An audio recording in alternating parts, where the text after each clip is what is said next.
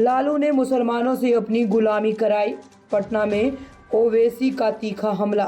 तेजस्वी से पूछा, मीसा को हराने के लिए बीजेपी से कितने पैसे लिए। एआईएमआईएम के प्रमुख असदुद्दीन ओवैसी ने रविवार को पटना में लालू यादव और कांग्रेस पर जमकर निशाना साधा।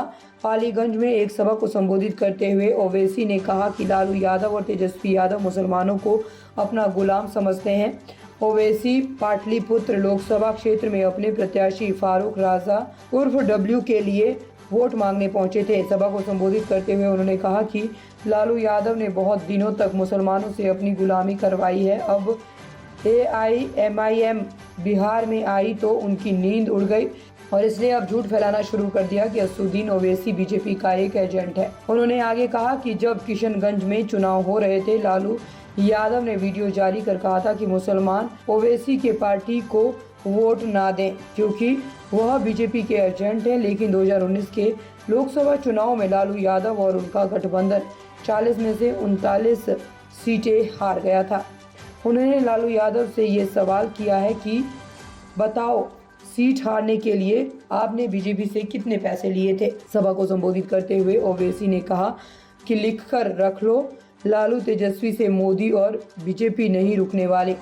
वे सिर्फ खरीदना और बेचना जानते हैं और दूसरों के बारे में झूठी अफवाहें फैलाते हैं। ओवैसी राजद और कांग्रेस के झूठ को अपने जूते की नोक पर रखता है।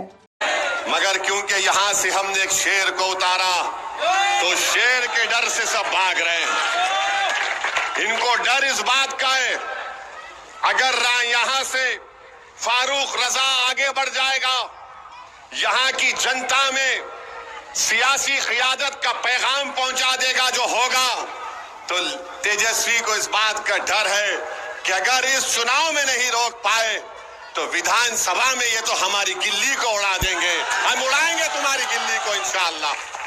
तुम ये समझ रहे हो कि हम सिर्फ ये पार्लियामेंट का चुनाव लड़के चले जाएंगे, पाटलिपुत्रा से नहीं जाएंगे। लिख के रख लो तेजस्वी और तुम्हारा परिवार, जब विधानसभा का चुनाव आएगा तो यहाँ पर जितने विधानसभाएं, वहां से मजलिस अपना प्रत्याशी उम्मीदवार को खड़ा करेगी और ओवैसी खुद आएगा प्रचार करने के लिए, जैसा आज मैं आया हूं। मेरे अजीज दोस्तों और बुजुर्गों, हम आपसे फिर से अपील कर रहे हैं कि वोट एक अमानत है और इस अमानत को सही इस्तेमाल करिए।